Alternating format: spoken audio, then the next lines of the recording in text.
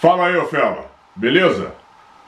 Hoje nós vamos falar sobre um dos sistemas mais críticos do nosso automóvel, o sistema de arrefecimento, também conhecido como o sistema de refrigeração. O sistema de arrefecimento é aquele que controla a temperatura de funcionamento do motor do nosso carro. O motor, ele não pode funcionar nem muito frio, nem muito quente. E para isso, ele precisa de um sistema de refrigeração. Então, vamos ao assunto. Como de sempre, se você gostar, não esquece de dar o seu like. Não perde a oportunidade de se inscrever, porque nós vamos ter muito conteúdo aí de 4x4 e natureza vindo por aí. Não esquece de deixar as notificações ativadas no sininho, que assim você vai ser avisado toda vez que a gente postar um vídeo novo. Manda seu comentário, faça suas perguntas, eu vou estar acompanhando e respondendo todas as perguntas ou dúvidas que você tiver. Beleza? Vamos lá. Primeiro vamos lembrar o que faz o nosso motor funcionar. É o combustível, né? Seja ele diesel, álcool, gás, gasolina. E quando o combustível sai do tanque e vai para dentro do motor, o que acontece? Ele explode.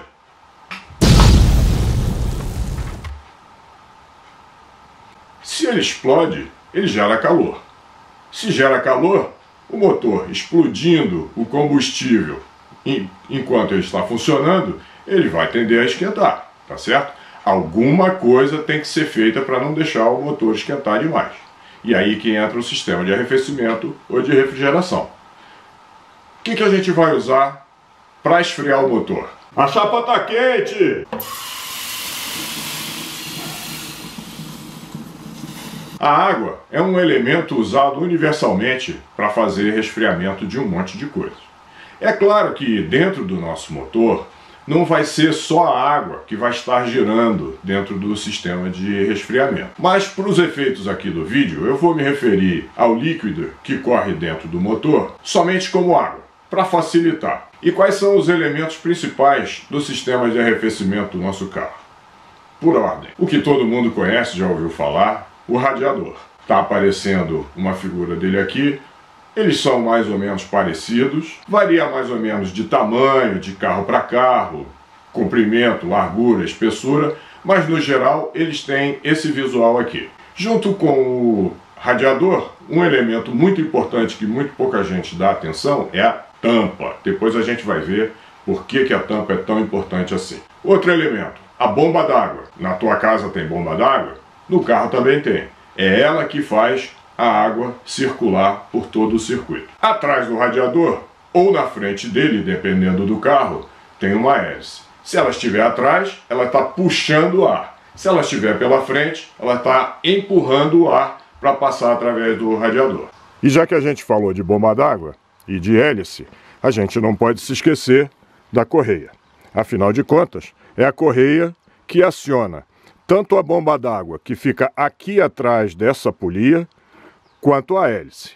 A correia tem que estar sempre em bom estado e bem ajustada, porque se ela estiver frouxa, ela vai deslizar em cima da polia e não vai conseguir dar o giro adequado para esses dois elementos. Outro elemento, válvula termostática. Depois a gente vai ver o que é. As mangueiras. O radiador tem sempre uma mangueira na parte de cima e outra na parte de baixo. E por último, não menos importante, nós temos o vaso de expansão. A gente vai ver a figura de cada um deles. Um motor com seu respectivo conjunto de radiador, que é essa peça preta, e a hélice, que é essa peça branca. Um outro modelo de motor com seu respectivo radiador, que é essa peça preta grande.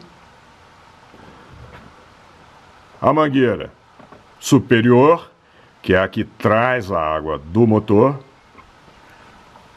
E ali dentro, a hélice.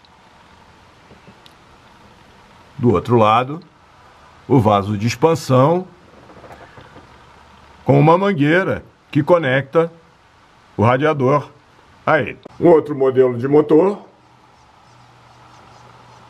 com o seu radiador, a tampa a mangueira superior, que é aquela que traz a água do motor para o radiador, a hélice, a mangueirinha que conecta o radiador ao vaso de expansão. E nesse motor aqui fica bem fácil de localizar a válvula termostática, que fica aqui dentro. Aqui em cima está o radiador e lá embaixo dá para a gente ver aquela mangueira lá que está um pouquinho suja, que é a mangueira que leva a água do radiador para dentro do motor. Ela é sempre a mangueira inferior a que leva a água. Então, esse aqui, diferente dos outros, é um motor transversal. Repara que ele está transversal em relação ao sentido do carro.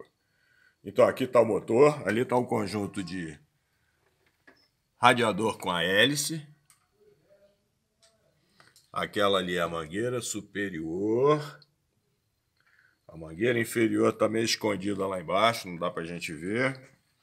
E esse aqui, como de costume, é o vaso de expansão. Esse aqui é um modelo de motor dos mais antigos, onde a gente tem o radiador na frente com a hélice logo atrás. E dá para ver claramente que aqui na saída da tampa do radiador, na verdade, é um dreno. Esse sistema de refrigeração, ele não tem vaso de expansão. Aqui também dá para ver com clareza que essa hélice, o acionamento dela é direto pela correia e ela não tem a polia viscosa. Bom, para a gente entender então como é esse funcionamento do sistema de arrefecimento, vamos partir do princípio que você está pegando o carro de manhã com o motor ainda frio, vai lá e liga o motor. Ele começa a funcionar, a água que está dentro de todo o circuito, ela ainda está parada. Por quê? Porque o motor ainda não atingiu a temperatura ideal de funcionamento. E como é que o sistema vai saber qual é a temperatura ideal de funcionamento? A responsável por isso é aquela válvula termostática. E ela já vem calibrada com a temperatura exata em que ela vai deixar a água começar a passar e circular através do circuito. Então vamos lá. Ligamos o motor começa a aquecer. Quando ele chega naquela determinada temperatura, a válvula termostática, que funciona como se fosse uma torneira, ela abre e deixa então a água começar a circular por todo o circuito. Mas quem é que empurra a água? A bomba d'água. A bomba d'água, que nunca para de funcionar, diga-se de passagem, mesmo quando a válvula termostática está fechada, a bomba d'água está sempre empurrando. Não existe um interruptor para ligar e desligar a bomba d'água. Então a bomba d'água está sempre empurrando. No momento que a válvula termostática abre, a água começa então a passar por todo o circuito. Lembra, o motor já está quente. Então, a água que está vindo do radiador está fria. Ela entra pelo motor, passa por todo o circuito do motor que está quente, resfriando aquele circuito.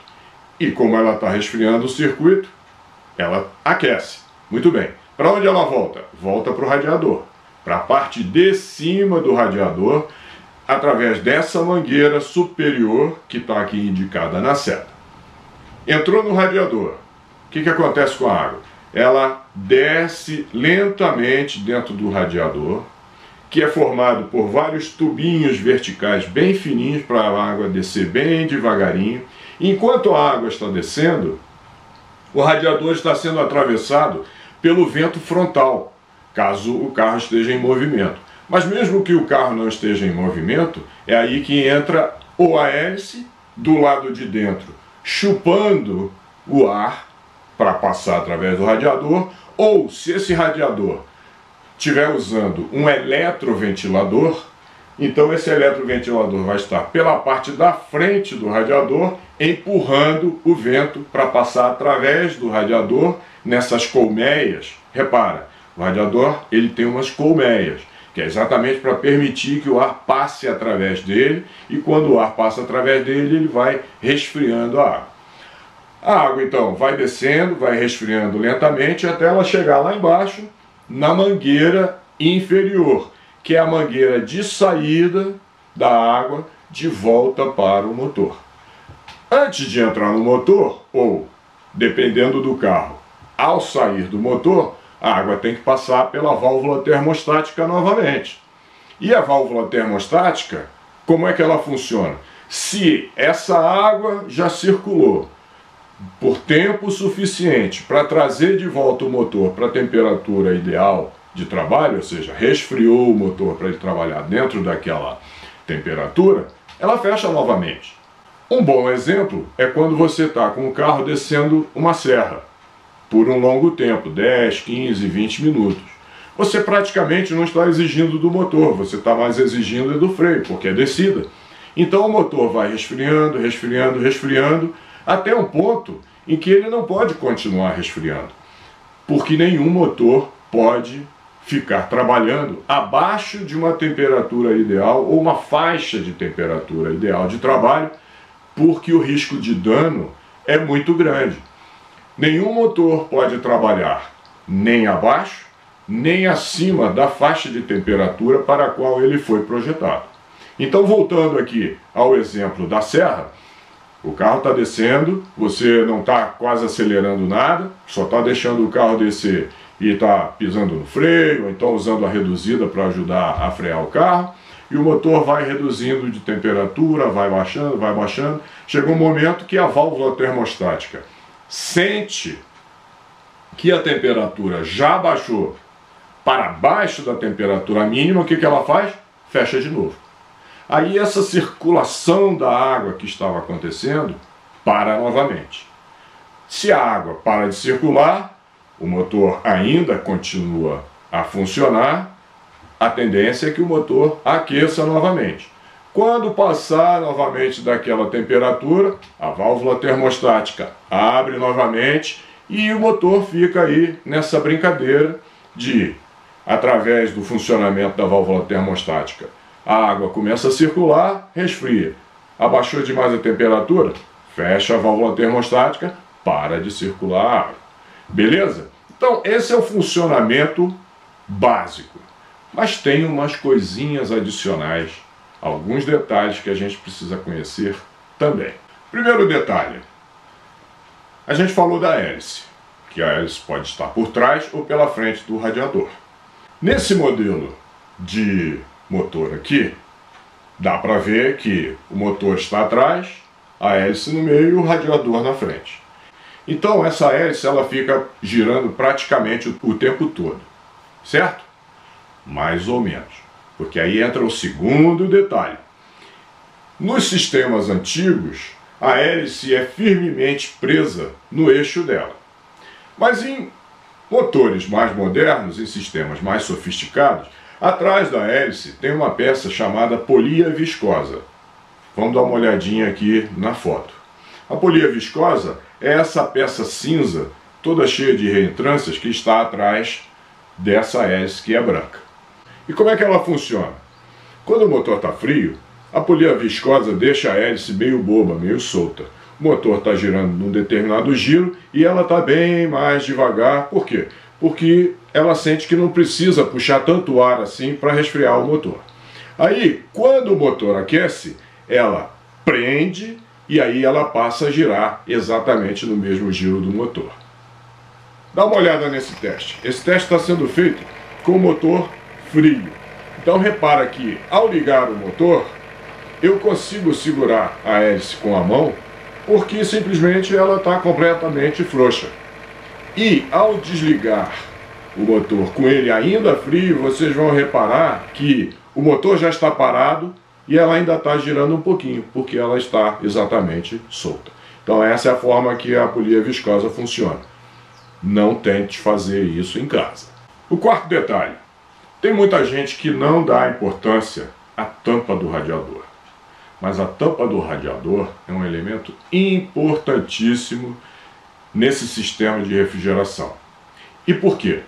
Bom, vamos dar uma pausa aqui para voltar lá para o nosso ensino médio e lembrar o que a nossa professora de ciências nos ensinou a respeito dos estados da água. E aqui vamos lembrar com carinho de todas as nossas professoras e professores, né? Isso é uma coisa que Eu sinto muita pena de que no nosso país a profissão de professor é muito pouco valorizada. Então eu estimulo a todos vocês que estão me vendo a valorizar, a falar a respeito e manter sempre a classe dos professores no mais alto grau de consideração, porque eles merecem não só o nosso respeito, mas eles merecem tudo de bom. Eles merecem muito mais valorização do que eles têm hoje, porque é uma classe que, infelizmente, não é valorizada no Brasil. Mas sem os professores a gente não chega em lugar nenhum. Parabéns, professores!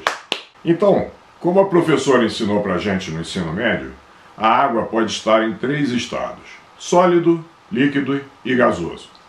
Ela passa do estado sólido, congelada, para o estado líquido a 0 graus Celsius. E do estado líquido para o estado gasoso a 100 graus Celsius. É claro que depende do lugar onde você está, da altitude, o que também diz respeito à pressão. Mas isso a gente vai ver mais tarde no vídeo.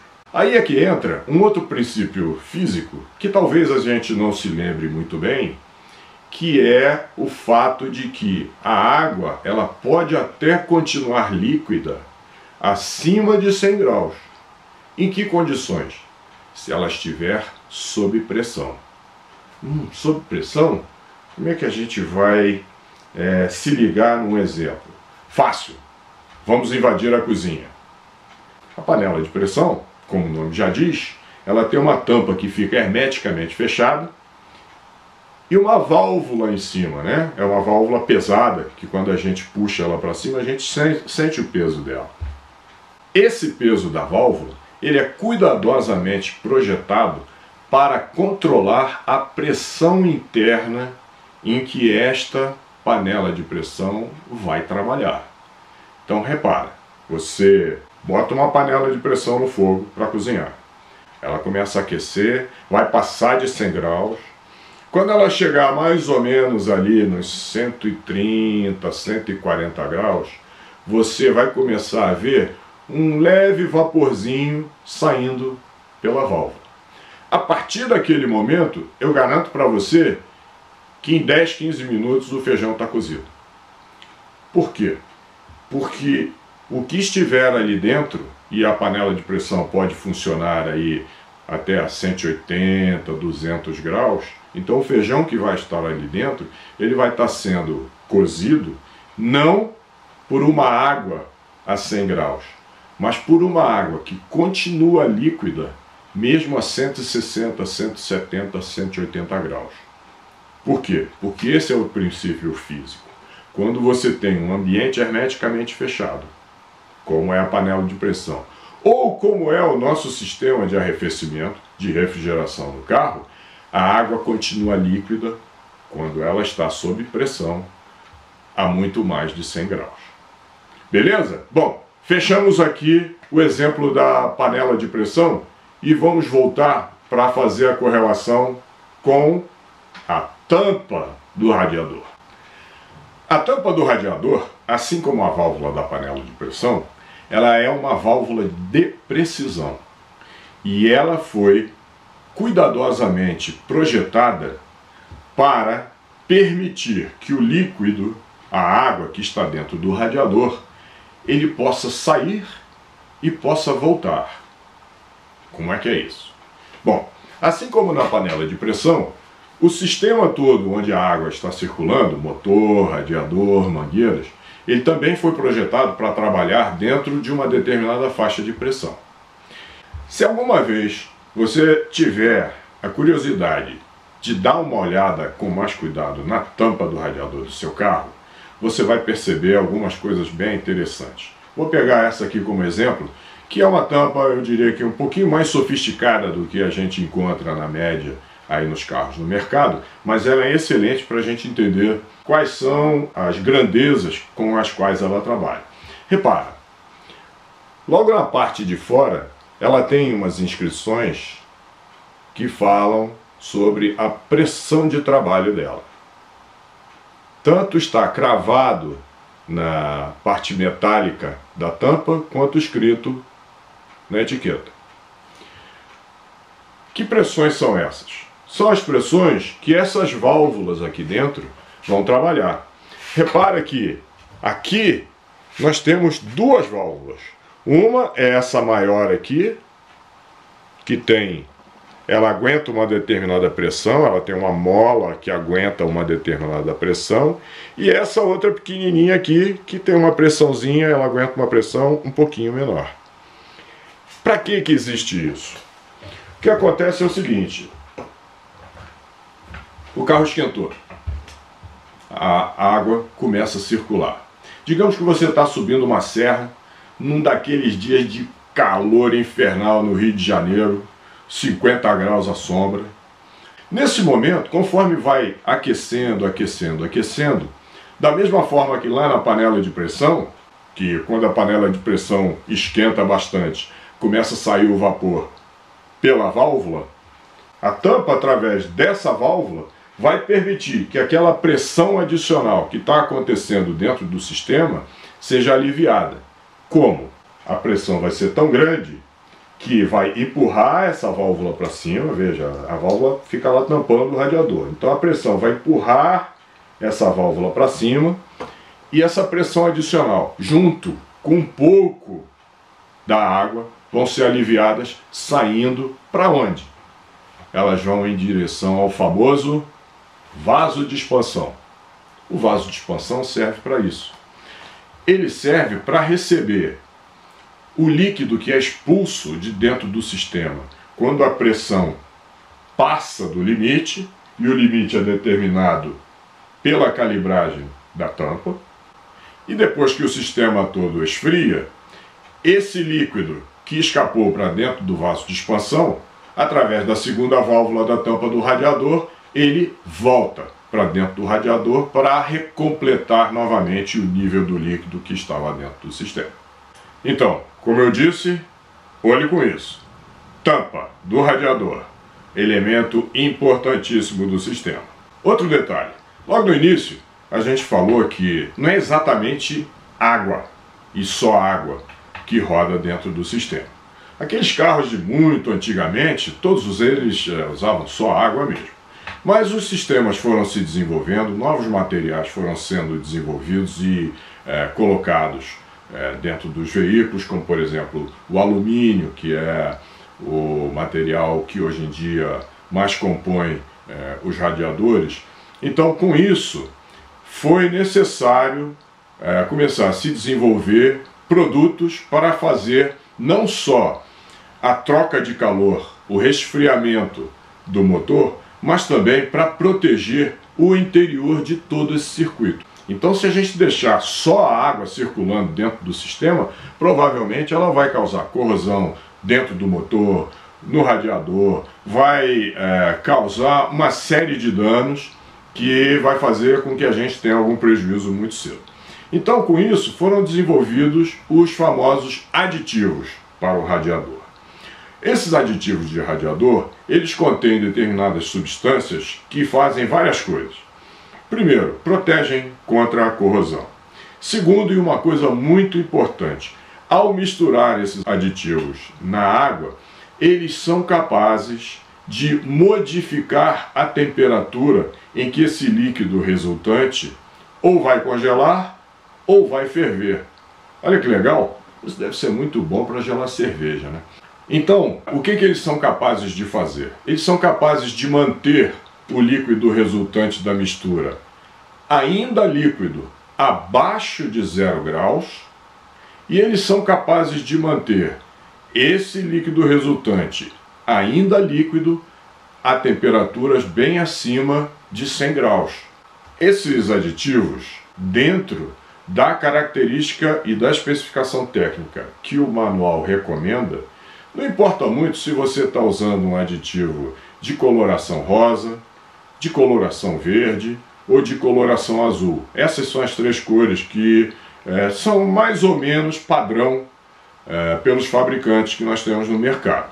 É claro que se você já usa um aditivo de cor rosa, eu recomendo que você continue usando. Afinal de contas, esses corantes também podem causar algum problema caso eles sejam misturados. É importante também que a gente preste atenção na frequência em que a gente tem que fazer a manutenção no sistema de arrefecimento.